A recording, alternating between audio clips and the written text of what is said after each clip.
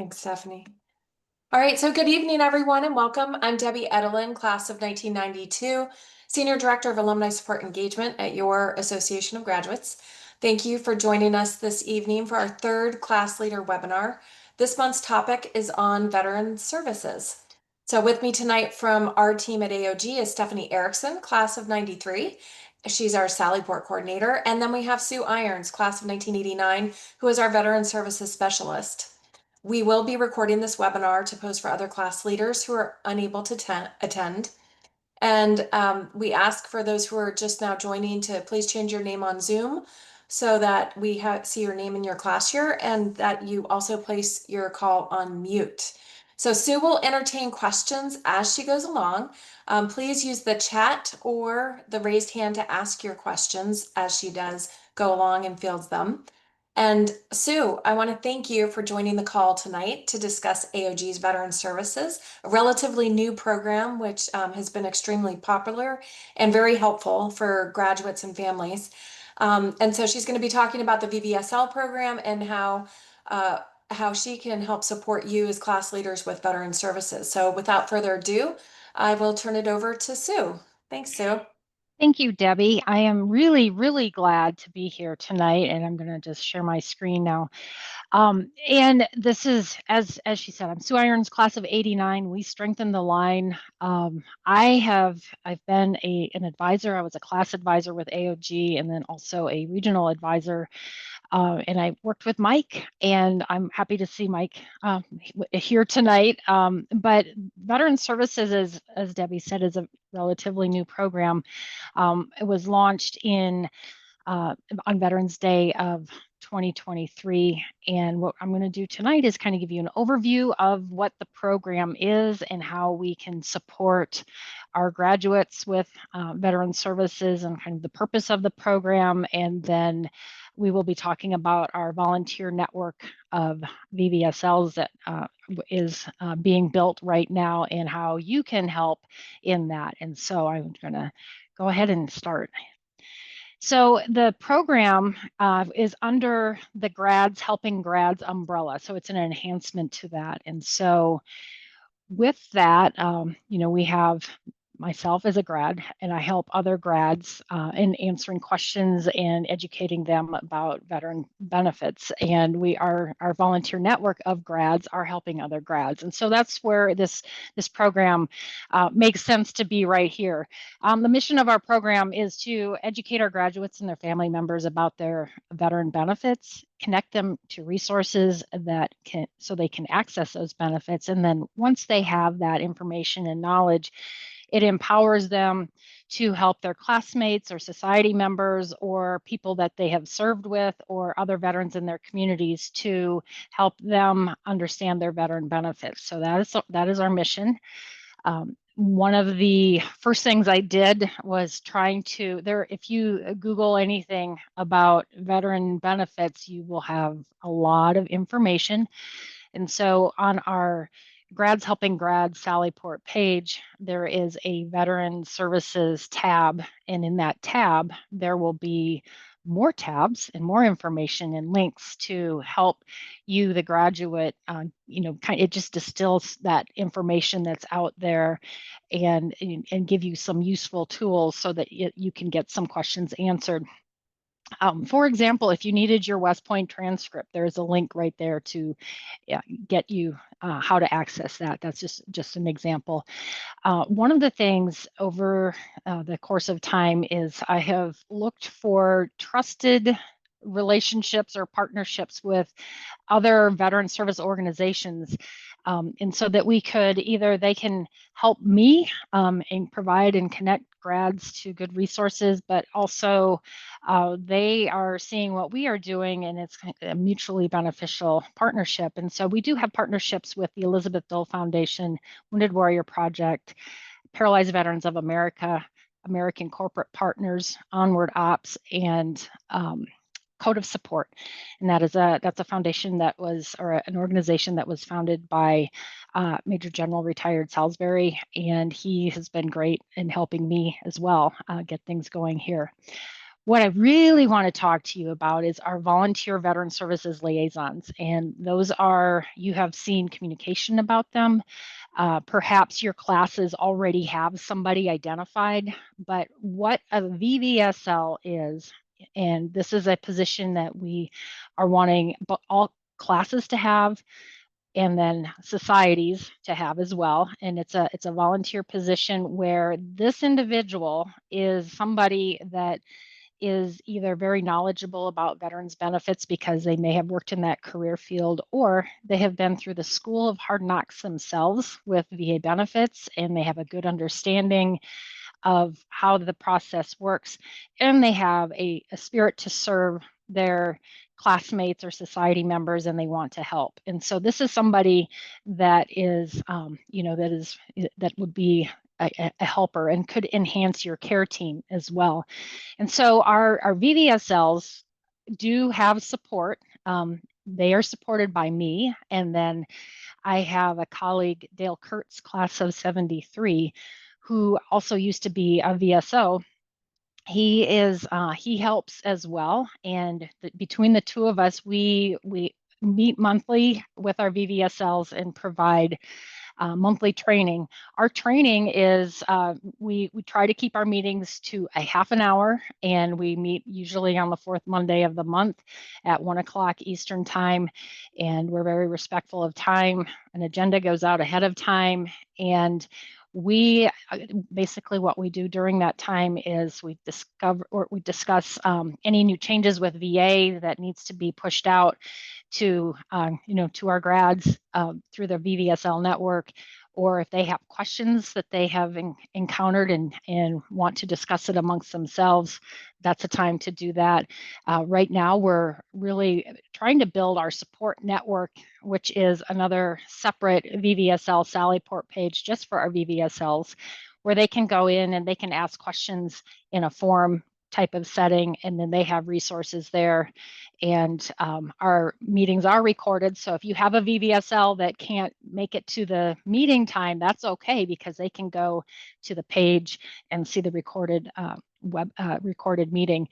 I have a VVSL that lives in Romania right now. I also have one that lives in Germany, and we have a lot of representation from the societies and the classes.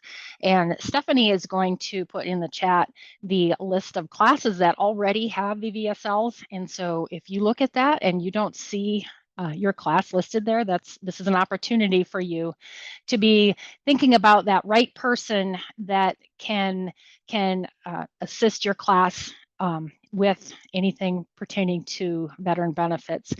And with our older classes, we have a lot of surviving spouses, and the VVSL is also somebody that is really supporting them as well. And as we stand up our survivor community outreach program, making sure that they may be connected with the classes, but helping them, the VVSL can be somebody that can assist with that as well. So this is we really didn't start recruiting for this until it was maybe early fall last year, and right now we have over 40 VVSLs between the classes and societies. We do have a few that are dual hatted. They are both a class VVSL and a society VVSL, and that's fine. And that seems to work well for them, and they're happy to do that. So any questions about VVSLs before I move on? Yes, Tom. Um, can you tell us who are is Rick DeMoya 71's VVSL? Yes, Okay, yes, good, thank you.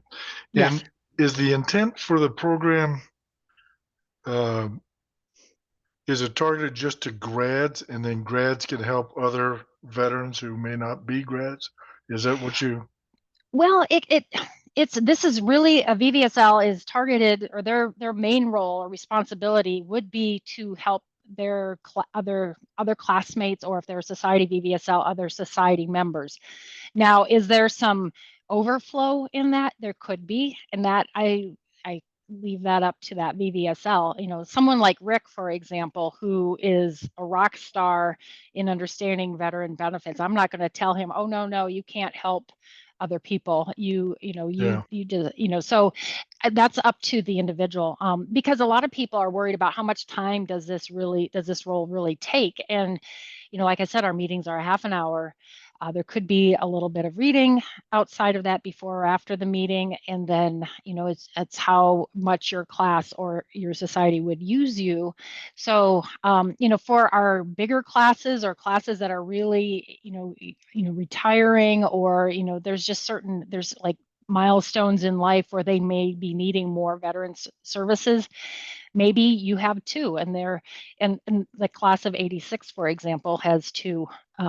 They have two class VVSLs, and one that's also and he's the one of them lives in Germany, so he's representing somewhat. He's like, I'm not officially, but I'm representing the society over in the international society.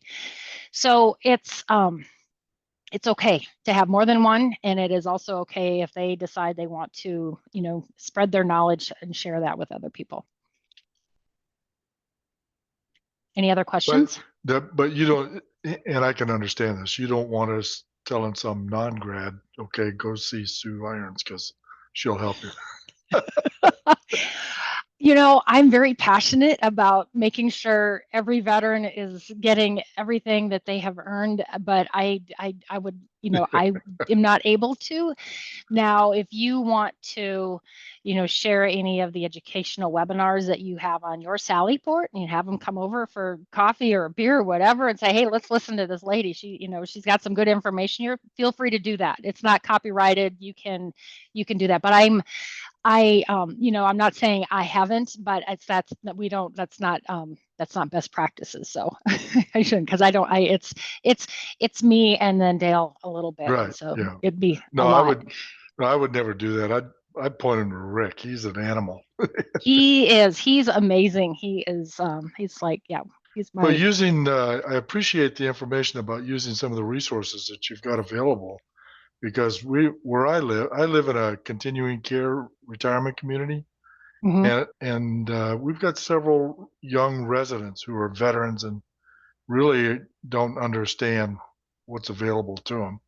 I had one kid say, "Hey, I was never in combat, never got shot," and I said, "Yeah, but think about your family." mhm. But anyway, thanks. That's great information. Yeah, and I always encourage everybody, that says that same comment, these are benefits that you've earned. And if you had something happen to you while you were serving, this is the only way you let the government know the impact of your military service. So Yeah. that's using VA healthcare, that is filing disability or compensation claims.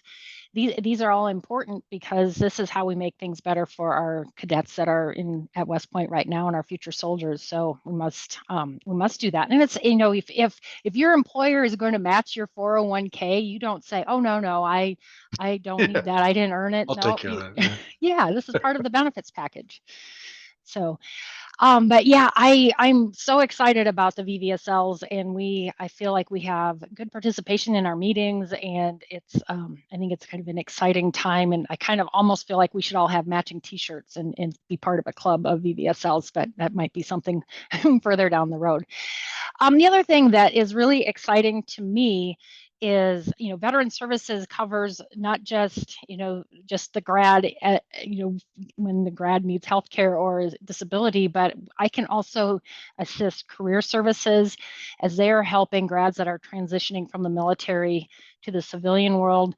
I can also help Barbara St. John in memorial support because she has surviving spouses that have questions. And with her new program that is coming, I will be giving webinars and educating our surviving spouses about the benefits that they may be eligible for, and understanding that, because there's a lot that in the hope, as if anybody has gone down the path of VA benefits, it can be confusing and frustrating, and you can be told no, and then you feel like giving up. But I'm going to be a cheerleader and give you what the tools you need to hopefully be successful if you have a benefit that you need to get. So I like that, in that I can work with other areas within AOG. And another area I'm really excited about is working with our class services, where we are talking to cadets and helping cadets understand what VA benefits are. And that once you may accept your appointment, and I am going to go to the next slide because it's kind of fitting there. Let's see. There we go. Once you accept your appointment, that's kind of the first reality, like, oh, wow, I'm going to be in the military and someday I'm going to be a veteran and I'm going to have a holiday and it's going to be cool. And you just start thinking about that. And parents start thinking about, oh, my child is now going to be, a veteran someday. And, so it really, veteran services starts, at that time.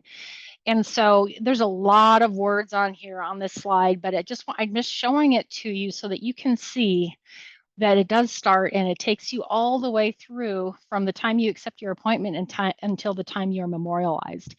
And so there are so many pieces in here that where I mentioned that I can, tailor a presentation for your classes. We can focus on your needs where you are in this alumni journey and cover that. And so I like to point this out. So when I talk to cadets this is like I was saying, working with class services, when, if I'm going to talk to cadets, I'm probably not going to be getting, Robinson Auditorium and get a whole class that's going to listen to me. That is not what's going to happen. But what I am hoping to do is, once the cadets affirm, have videos available to them. We have the webinars available to grads now, but those are, some of them are an hour long. Cadets don't have that much time. So what I'm going to be creating is a video educational library, micro lessons, or I call them educational snacks, where they can have 3 to 5 minutes and then tailor it to how can you support your soldiers as they are transitioning out of the Army, because a good leader helps their soldiers do that. And I look at it also as a retention tool, or even a recruiting tool for the Army, because if I'm a person and I know my leaders are going to take care of me and help me, that's a good way. Well, maybe I'm going to stay and continue to serve. Or, oh, the Army takes care of their people as they're transitioning out, and they're they're coming out and learning a lot. That's a good recruiting tool as well.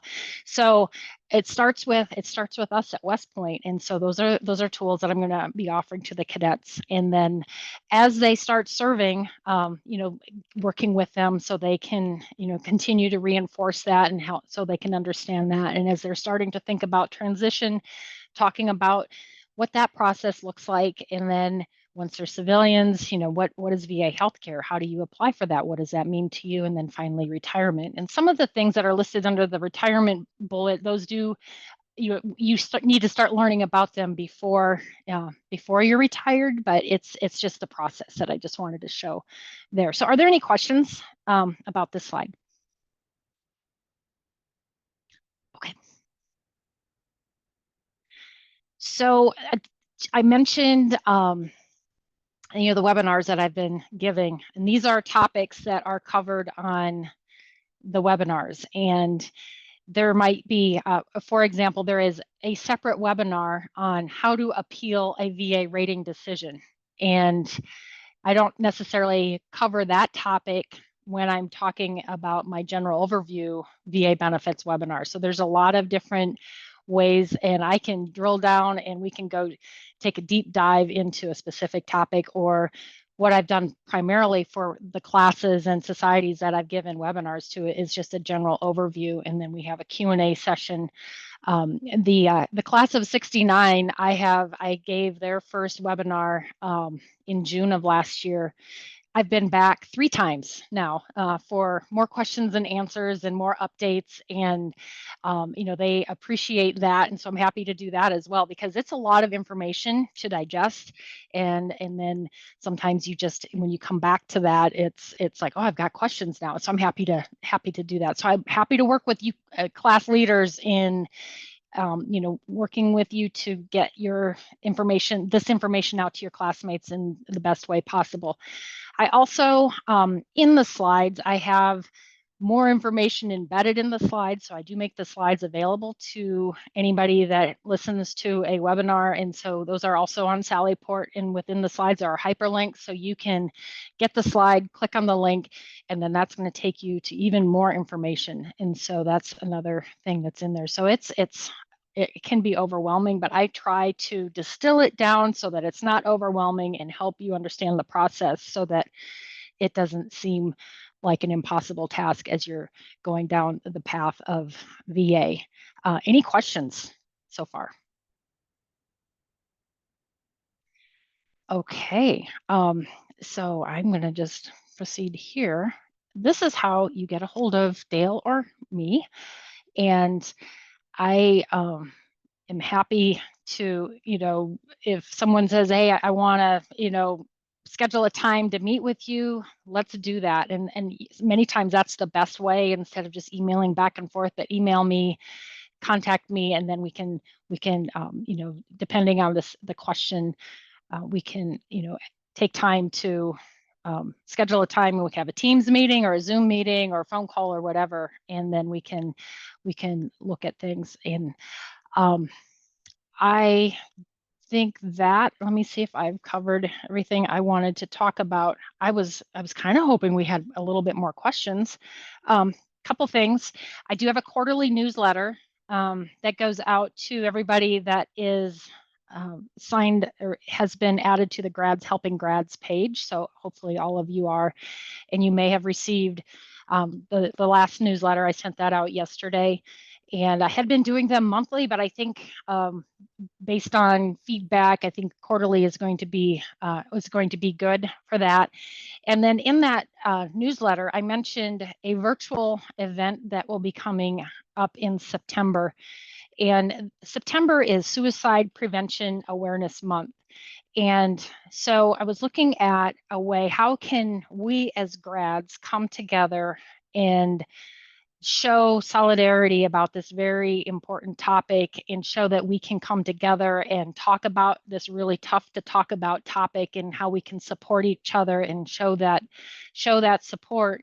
And so what I thought of is, like, well, we could do something, it's hard to bring everybody to West Point, right? But we can do things virtually in our own communities. And so that we're going to have an event. Right now, the name is Out of the Darkness into the Light. And the concept of that is you can, you will start either your run, walk, or sitting on your porch and drinking coffee, and before sunrise, and then after sunrise, then you're in the light. And there will be an app that will be for those that choose to participate, that will help us connect, and will also provide resources that talk about suicide prevention, and bring us together. And we can come together. If you choose to, you can take a picture of yourself during sunrise, and you can say, I walked or ran in honor or in memory of somebody. But what this is doing is we are just making it okay to talk about this topic. And the more times we do that, the bigger impact we can have, and maybe help somebody. The other thing that with this, we will offer this to our grads that are currently serving, and also cadets, as an option for them. Anybody that's serving has to have mandatory suicide prevention training, and this might be a nice bridge to go into that training, is having an event like this where we can talk and have some resources, and then we can transition into the mandatory training that they have to give their soldiers. And the date of this event is going to be on September 8th. And so the month of September is the 9th month and the 8th day, and the crisis line number is 988. And for veterans, it is 988 press 1. And it's important that we get that information out as well. And I've talked to a lot of people about this event and about the date, and explaining the significance of that. And a lot of them have said, I didn't know that was the crisis line number. And so anyway, this is another way to just help people, and hopefully again we can start talking about the topic so that we can make a difference, and stop suicide, one person at a time. So that is something that you'll be hearing more about as the months go on here and we get closer to that. I have been, in helping with career services. I've gone to 2 service academy career conferences. I've been to the entrepreneur summit or conference. I try to get out and talk to grads as often as I can and answer questions. And I am really passionate about making sure everybody understands their VA benefits, and I want them to be connected to resources that can help them. So if you see me, that's usually what I'm doing, and I'm I'm very encouraging. If someone hasn't applied before any of their benefits, I try to explain the importance of that. So I think that's about it from me. Does any questions so far? No. Mike, yeah. Hi, Mike. Hi. I assume you've already captured the previous panel that the AOG had on suicides, right? Yes. Okay. Because I Yes. thought it was a useful first step. It was, and the program, the prevents program went away. And so, I understand. Yep. And so we are also looking at, how is the Army, dealing with this now, because they also have realized what we've been doing in the past for mental health and helping our soldiers hasn't necessarily worked. And so what can we do? And it's taking it down to the individual small unit, making it a personal thing. It's not, well, oh, someone's having difficulty, let's, get them to mental health. I mean, there's a time and place for that, but it's also trying to reach somebody before they're at that point of crisis and paying attention. And we pay attention by getting to know people and connecting and building that trust with people. And so I think a lot of what Prevents had done with that, that was a good start, and we are hoping, to take that and with this program. And so what my other hope is and I've talked with Stop Soldier Suicide, which is another nonprofit organization, to see if they, can help us with resources and with that. And I think that's the biggest thing is there's no one right resource, but there is a right resource for an individual. And so if we can have a few good ones, then that will hopefully help. And again, I think making it easier to talk about this really tough topic is going to be the start. And that's what I hope with this event, that it will be a way to start with that. Yeah, it's a very tough topic. And the one statistic that grabbed me in the beginning was that there are some classes where they have more losses to suicide than combat. And that really crystallized, I think, the point for some of the classes. Yes. Can you hear me, Sue? Yes. This is Joel Gartenberg, 66. I don't know why, but my photo isn't up there. My camera must not be working, but I'd like to speak with you. I see you. Oh my gosh, now I'm in trouble. Anyway, I'd like to speak with you later about becoming a volunteer for my class 66. Okay. One-on-one rather than take everybody's time here, but I've got some questions about the process and so on. So how do I reach you later? Why don't you, my email is up there, or my phone number. You could call me or email me, and then we can schedule a time. I do have some meetings tomorrow morning, but I'm free in the afternoon. So we could do that if that works. I think it will. Okay. I'll do that. I'll call you tomorrow afternoon. Thank you. Yes, you're welcome. And if it goes to voicemail, just leave a voicemail and then I'll call you back, because it could be, I'm on the phone or whatever, but I'm around. Good. Thank you. You're welcome. Any other questions? Any ideas? How can I help you support your classes better? I'm always open to suggestions and feedback. And if you have ideas, if maybe you don't know right now, but you think of something, again, you have my information there. I'm happy to adjust. This is it's it's a new program. And VA things change all the time. And so I get a lot of those questions, especially right now.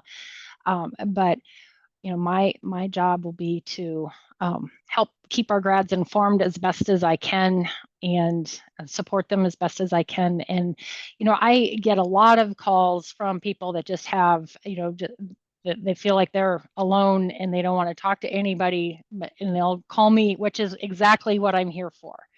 And what I do in that situation, I answer their questions, and we have a plan. And then they either know they could go to a VSO locally, or they know enough now where they could take care of things on their own through either going to a VA regional office or going online to va.gov. So that's another resource. And your VVSLs are also going to be helpful in that area as well.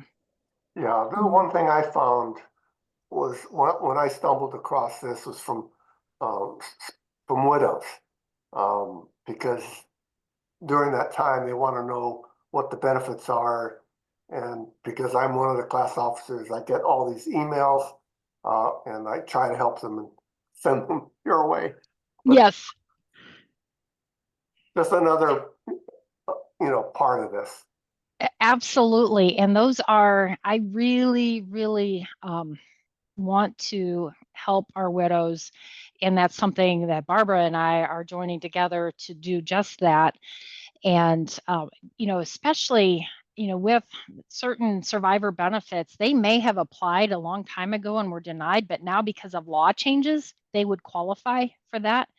An example would be if their husband had died from bladder cancer and he was exposed to Agent Orange, and they had filed for that benefit, 5 years ago, maybe it's a little bit longer, 6 years ago, they would have been denied. But the law changed, and now that is a presumptive condition. And she should file an appeal and then, and get that benefit now. So that's just one small example of how we can, it's important for our survivors to stay in contact with us so that we can, educate them, because the laws do change over time, and we want to make sure everybody's getting the benefits that they are entitled to.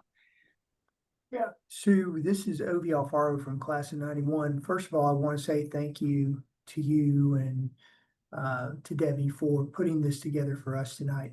Very insightful. Uh, and I was just going to highlight the point of the widows. We, in my opinion, the widows and the children are sometimes left holding the bag, right? And they don't know what to do. I've been doing this with widows, and it's a labyrinth, and they are depending on when their spouse passed away.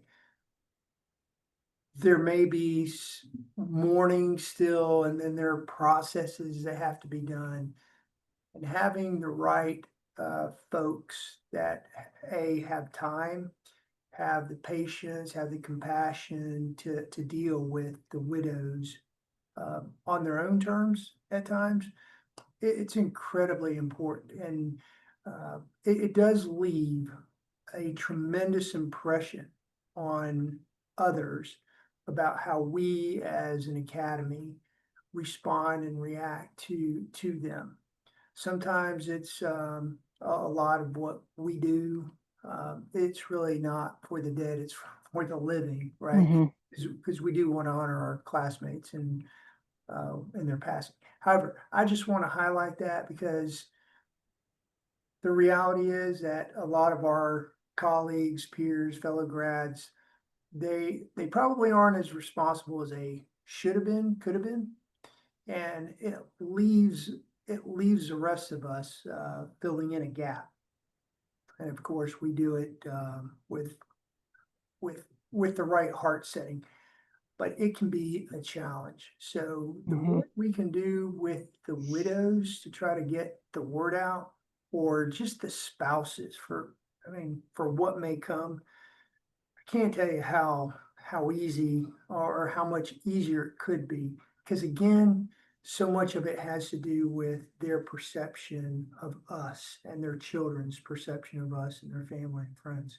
So at any rate, sorry about the long soliloquy, but I just want to say thank you. And if whatever we could do to put the accent on widows or widowers. I kept saying widows incorrectly, wholly. But again, thank you very much. Really do appreciate it, Sue.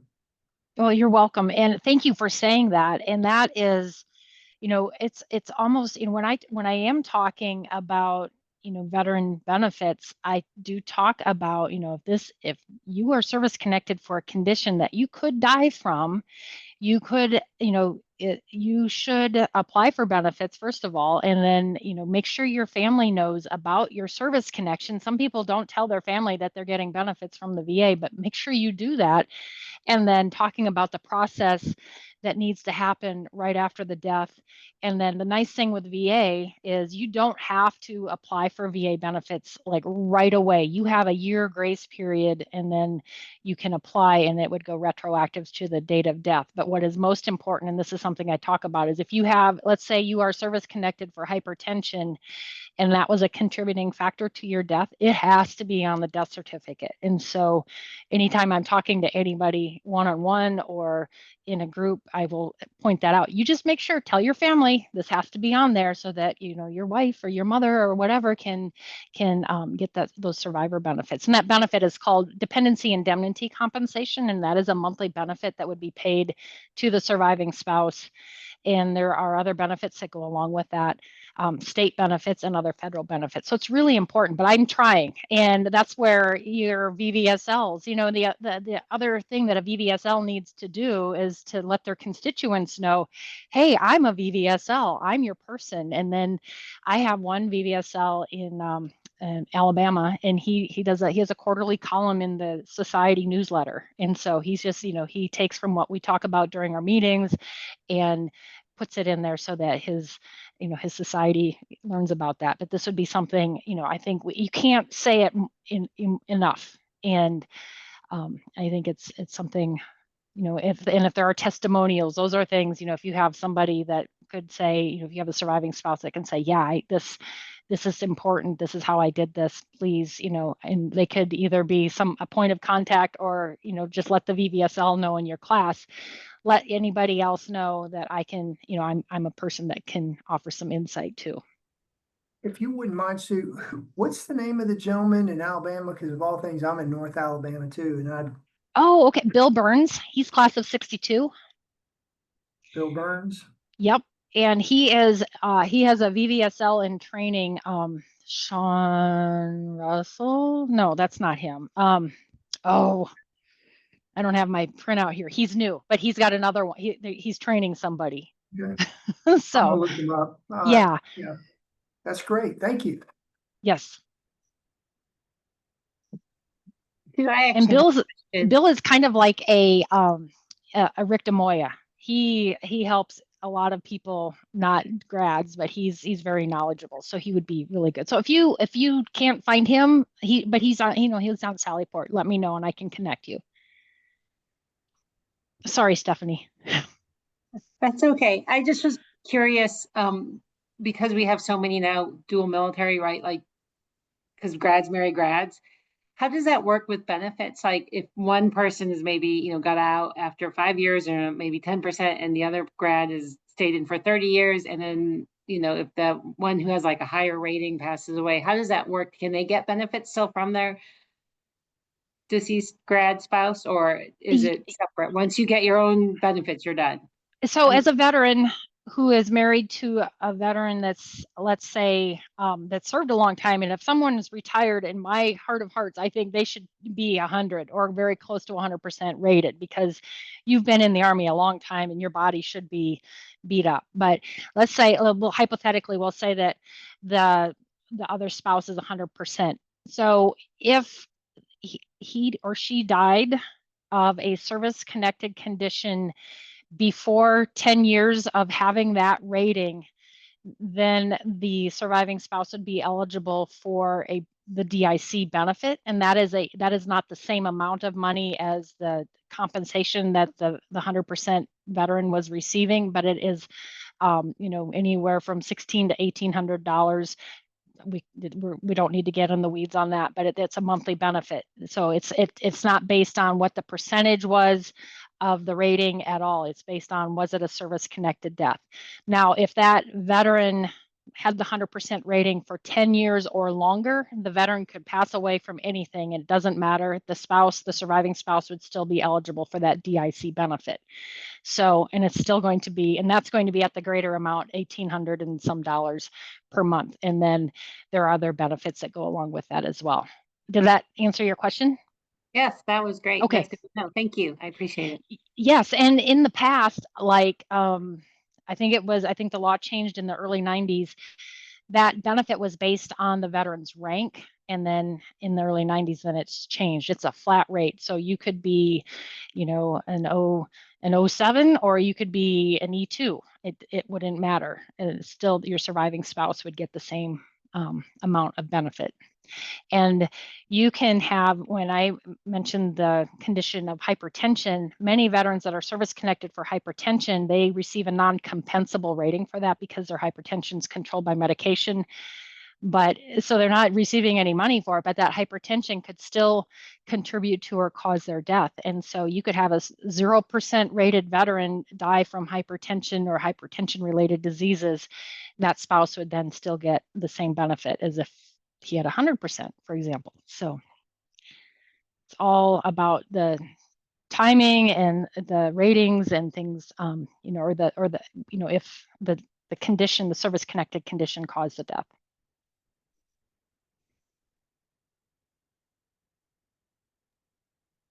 Any other questions? Okay.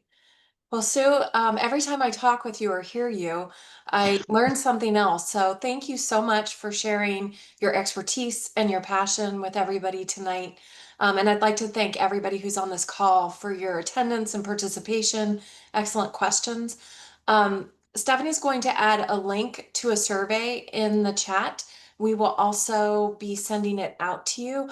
So if you would please take the time, we do appreciate your feedback, and it helps us as we continue to approve these webinars. As you know, this is our third ever webinar, and so we want to make sure that we continue to build and elevate and talk about topics that you all find useful, which I know tonight's was just incredibly useful. So thanks again, Sue. Please mark your calendars. Our next webinar is on June 10th at 7 p.m. and it will be a preview of the Leaders Conference. We hope to have every single class and society and parents club represented. So join the call and we'll discuss what we're going to be talking about at the Leaders Conference. One of the things about the way that we're looking at the Leaders Conference this year is we really want to make sure that the class leaders have an opportunity to discuss as opposed to us giving presentations. So that's the benefit of doing these webinars, is that we can educate through webinars and have more time for discussion at the Leaders Conference. So as always, please reach out to us at your Association of Graduates if there's anything that we can do to support you. And thanks again for coming. Go Army.